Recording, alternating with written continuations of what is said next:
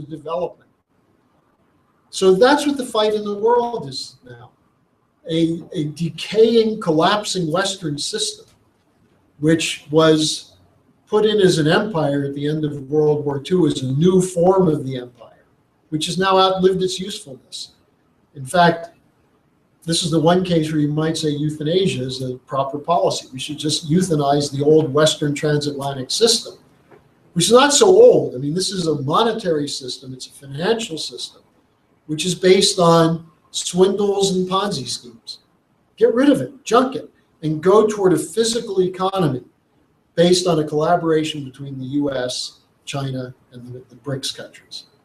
So that's what we laid out. Now, the final point, to come back to what I was saying about Lynn's intervention in the New York conference, this is really a clear picture if you think about what I just went through. It's very clear. You may not know all the facts, but what's clear is the difference between the two systems. Now, will people organize to fight for that? Do we have people in this room and people we talk to on the phones and people we talk to every day who will organize to fight to see that this happens? And if we don't, why not? Well, to some extent, it's our problem for not clearly developing what's necessary to do this. But then we have to challenge, part of developing that is to challenge the people we talk to have the combination of courage and wisdom to challenge the popular opinion that says none of this can happen. We're always in this system. You know, it's as though on the seventh day, instead of resting, God created the transatlantic financial system. Now, that's not in my version of the Old Testament. Maybe it's in Jamie Dimon's version, you know, or Ted Cruz. Yeah, it is in Ted Cruz's version. On the seventh day, God created Ted Cruz in 5,200 years to come and bring the Battle of Armageddon so all the true Christians will be saved. But that's not in nature. It's not in our galaxy. It's an artificial imposition, this geopolitical doctrine, and the subservience of the population to these beliefs. And our system, the American system, the LaRouche idea, the new paradigm that Helga's talking about, is one in which each human being has the responsibility to develop him or herself, to be able to play a role in advancing mankind, not for themselves, but for those who will come after us. And that's what the fight is that Lynn laid out in his section of the Q&A at the conference on April 7th. So let me stop at that point and take questions. Yeah, John. You think the governor of Ohio is qualified to be a president? No, because he is a monetarist, just like the others. I think if you want to know what the qualification is, do you believe in some form of monetary theory and budget policy and fiscal policy? Or do you believe in a physical economy? Because the American Constitution, if the Constitution is the judge, the Constitution is an anti-monetary document. The Constitution allows for the creation of a money system, but for what purpose? Well, that's what Hamilton defined. The whole purpose of the money system is to facilitate the development of the physical economy. What we have today is a perversion of that, which says it's the monetary system über alles. And everything has to be done to protect the web and the volume of worthless debt that's been created as one bubble after another. And as one bubble pops, they're starting to work on the next bubble. Well, a bubble economy is not what our Constitution is set up to fund. Right. And so the problem with Kasich is that he believes in what George W. Bush called, or George H.W. Bush in the 1980 campaign called voodoo economics, trickle down, or the idea that if you free the rich, they'll do the right thing by investing in factories, investing in job creation, which they didn't do. What did they invest in? They invested in free trade agreements to make money from slave labor in China and Vietnam and Mexico and Honduras. How did that help the American people? It didn't. So how did we balance a budget? How did the Clinton administration balance the budget?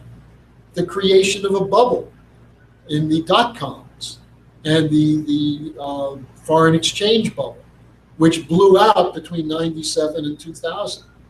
And as Bush was about to blow it out again, we had 9/11 and a whole new bubble created in housing. So do I think Kasich is qualified? No, I don't think he's any more qualified. On the Republican side, he's a little bit more human. But all that means is that he can fake sincerity better. You know, there's a famous quote, I think it's from Orwell, which says that the trick in politics is to seem sincere even if you have to fake it.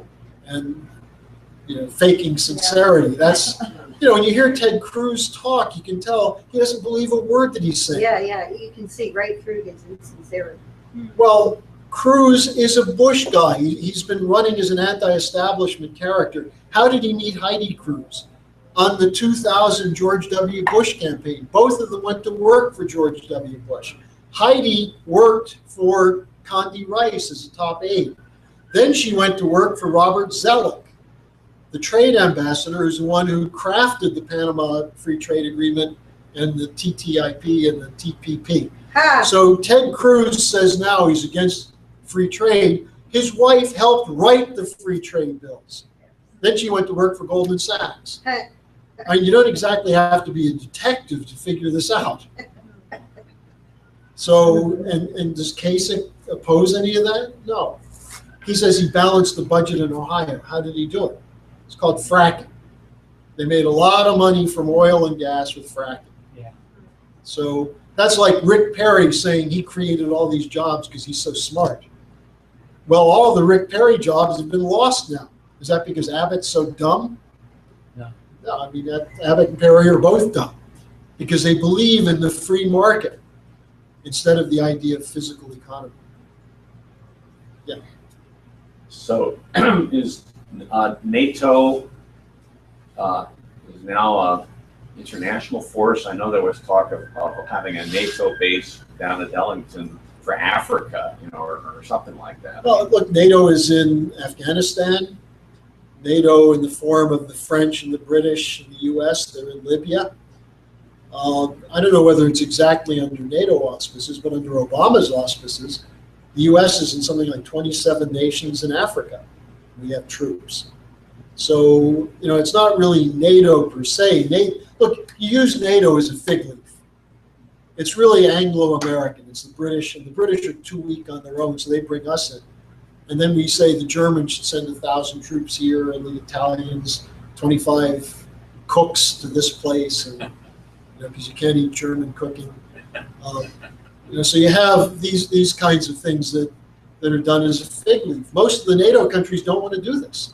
This is why Carter now, Ash Carter, is doing his tour of Europe, demanding that the NATO countries spend more on defense and bring their defense spending up to at least 3% and take on more responsibility. Yeah. Harley, you developed this once before, but if you could update us on the reason the UK wants to get out of the war person. I mean, they wanted it to begin. They wanted, as what this may indicates, to keep the Germans down. The EU is established, and Jacques Attali, who is one of the key guys for Mitterrand, said this also, that the whole point of the euro and the eurozone was to prevent Germany from turning eastward and becoming the big colossus in Europe. So, and the German argument was, we don't want to be a transfer union. We don't want the EU to be a transfer union. In other words, to have money transferred from Germany to prop up the southern European countries. Well, that's what it's become. It's become that.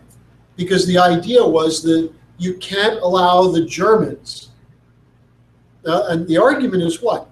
Well, the Germans were responsible for World War I and World War II, and if you just let them go free, they'll do it again.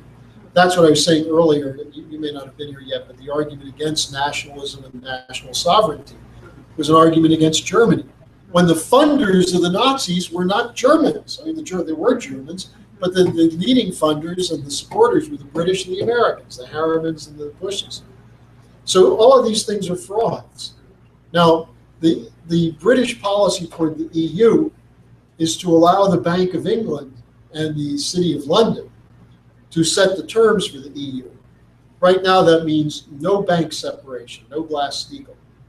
It means a unified banking policy dictated from London through Brussels, which continues the speculative casino economy to protect the City of London banks, which are technically bankrupt. And the British, without having the euro, have a certain distance to that. But look, is it helping the British economy? No, the British economy is collapsing again. So, and what's the mainstay of the British economy? It's the money laundering. It's the offshore tax havens. It's the shadow banking system. That's what the British specialize in. And what they want is they want Russia and China to be brought into that so they can get more loot, so they can keep the swindle going longer, keep the Ponzi scheme, the bubble from popping, to grow bigger and bigger and bigger. So that's what the fight is. Now, inside Britain, there are people who are saying we're not getting anything out of this. It doesn't really benefit us to be in the EU, which is true. It doesn't benefit anybody because the EU in its present form is a banker's dictatorship, which is suppressing any nation from investing in its real economy. So, there's a legitimate sentiment for a Brexit, as it's called. But why does Cameron want to keep the British in? Because he wants to keep the game going. So the debate in itself is a fraud. If the United Kingdom were to actually act on its own interests, it would leave the EU and let the EU take the City of London with it. Remove the City of London and put it in Brussels. Free the English from this pox on their souls called the Bank of England. Yeah. I haven't seen the television on the Panama thing most recently. Is the mainstream media reporting the hypocrisy, or is that back channel? It's starting to come out Starting to come out. because it was so obvious that the thing was slanted toward Russia with no evidence. When a so-called international organization of investigative journalists puts out a report and says Putin, Putin, Putin, they all jump for it. And then someone noted, well, we just looked through the first million pages out of the 11 million pages, and we don't find anything on Putin in there, That's how except many this pages. cellist. 11 million, yeah. Yeah. So, as it starts to get out there, some of them are raising the question. Now, you can tell they're nervous because this political hack who left our organization in the early 1980s named Clifford Gaddy and got a cushy job at the Brookings Institute, just wrote a piece where he said the Panama Papers was a clever ploy by Putin. So that, so that it would appear as though Putin's guilty, but then people would find out he's not, and they would start looking at the Western elites. Now, maybe it's the fact that the Western elites are corrupt, and that this is how they do business. No, it's Putin trying to play a trick on the West. So, George Soros. So, what's this thing about Podesta? about Podesta, Yeah, isn't that the name of the, okay. Can you review the section on the connections of Hillary's campaign manager? I don't know anything about that yet, Betty. Oh. The only thing I could say that ties Hillary to this is she was a supporter of the Panama Free Trade Agreement, which kept the ability of the banks to launder money out from any kind of oversight. When was that? I think it was 2010 or 2011, the Panama Free Trade Agreement, when she was Secretary of State. Probably when Heidi Cruz was still working for Zellick. No, she was with Goldman Sachs by then.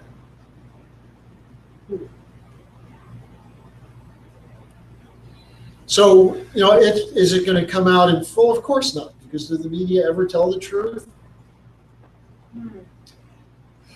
So this is declassified information that's It was leaked, They- WikiLeaks. I was wondering how it originally came. See, out. WikiLeaks leaked it, and then supposedly a guy who went by the name of John Doe was the one who released it to the Süddeutsche Zeitung. And so Gaddy was saying maybe John Doe was a Putin operative. But it's more likely John Doe gets his checks written by George Soros. What is the media's attitude towards George Soros? What mainstream media's attitude towards him? That he's a philosophical thinker, he's a speculator who sometimes makes money on other people's So-called problems, but philanthropist. he's a financial wizard, he's, Left liberal philanthropist. yeah, So, philanthropist, yeah. so that's what, Human rights, funds human rights organizations. it's like Amy Goodman, he funds her apparently. And her coverage of the Israel-Palestine thing seemed to change several years ago. It seemed like she was always covering the horrors, anything that was going on that the Israeli army was doing. And then we stopped hearing anything about what was going on. Well, it's also partly NPR, PBS. There's been changes as to how they function, so they're somewhat under the control of different money now. So even though they're still the foundation for public broadcasting, that's only part of their funding. Well, I was wondering about The Guardian. The Guardian was the one that ran with the Snowden stuff originally. He's over there, but now they were seems they were the first one to jump on the Putin thing. Putin on the first go around. Don't try and look too deeply into these things. I mean, all the press went with the Putin thing, and now we'll see if some of them come out and say it was a mistake. Putin and Peskov, Putin's spokesman, said that there were overtures from the U.S. State Department apologizing to Putin for this. Not public, but privately saying, look, don't read too much into this. And Putin just said, what did he say? Your faithful servant's name was not even mentioned, referring to himself in the third person. So. But it is the case that the entire NATO scenario for nuclear war toward the linchpin is Obama, right? That is still. Obama is the guy. But see, here's right. the classic Obama. He has a conference to move to eliminate the danger from nuclear weapons. A part of which, in the aftermath of Brussels, is how do you keep nuclear materials out of the hands of terrorists? Now, while Obama's preaching to all these countries and saying, gee, it's too bad Putin's not here. Well, Putin didn't go there because he was never really asked to go. It was assumed he would come, and it was made somewhat onerous for him so that the Russians decided not to participate. Meanwhile, the day Obama's giving his speech, an official of the Defense Department is meeting with the Senate, requesting an extra $6 billion for the upgrade of the new nuclear missiles that are the pinpoint targeted missiles to enable General Breedlove and others to stop Russian aggression. And even Dianne Feinstein. Now, Feinstein, to the Rush Limbaughs of the world, is considered a left liberal. She's been a pro-war hawk her whole career. That's how she got her position at the head of the Intelligence Committee, because she was loyal to that crowd. She said to this guy, she said, this seems to be the most foolish thing you can do. You're saying you're going to make these missiles more usable. So it's more likely we're going to have nuclear war. And the guy didn't deny it. And then he went into an explanation that the old missiles are old and we've got to have an upgraded system. And then he looked at her and he said, well, I guess I'm not convincing you. And she said, no. So even someone who's predisposed to support any weapons system that comes out of the Pentagon had to raise the question of why would we support a policy which makes it more likely we'll use nuclear weapons. That's how crazy the situation is. So that's Obama. The Nobel Peace Prize for saying he would get rid of nuclear weapons while he's spending more on nuclear weapons than we've spent in the last 12 years. So he is the record holder, actually, for. He's increasing the spending every year. Okay. And this new system, I think it's $1 trillion over 20 years. but it's for these new missiles that can be used in conjunction with cyber warfare. The whole argument of the utopians is that this is good because the Russians are aggressive and they're probably going to launch a nuclear strike at some point. So we can preempt it by hitting their coastal systems and their mobile systems, not their mobile, their coastal systems and their land-based systems, and then use cyber warfare to disrupt their retaliation. So that therefore we'll nuke them and we won't get nuked. Harley, I actually forgot, what did Obama get the Nobel Peace Prize for? For saying that he was going to preside over the elimination of nuclear weapons. And he was given this about it before he was even inaugurated. They named him the Nobel He Peace should have Prize been winner. forced to give it back. Really? Well, there are people who are saying that should happen Yeah, in the academy. But not too many. look, didn't they also give Kissinger a Nobel Peace Prize? So Oh, yeah. probably because he stopped killing Cambodians. Yeah. Saddam and Begin, they got it, right? Kevin? Well, that's a little bit different. Teddy Roosevelt got it. Oh, no. Teddy Roosevelt? So, any other questions?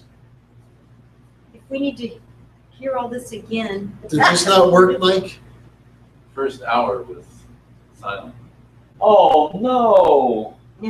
Oh, no. Darn. Now Sometimes. you tell us. No, this happens. But Harley, we know that I'm your, used to it. your presentation wouldn't have been different, even if you had known. No, No. it wouldn't have been different. My posterity is being erased by incompetence in the technical side. First hour. Huh. See, we've been getting audiences recently on the Schiller Institute YouTube site. They're much bigger than the numbers that are here. So. Yes, Did you do something wrong, Mike? Is that what happened? Well, Ian set it up, and I guess he didn't select the input. You didn't do it testing 1, 2, So after 3. about an How'd you hour, know? Evan came in and told me that it sounded. Oh, I All right. Well, Anyway. good thing you were here. Yeah. Well, Now you have to take this out and We're the organize. people. posterity, Harley. Huh? You're the posterity, right? But I need to kind of, I mean, is there a place I could go on the web if I wanted to review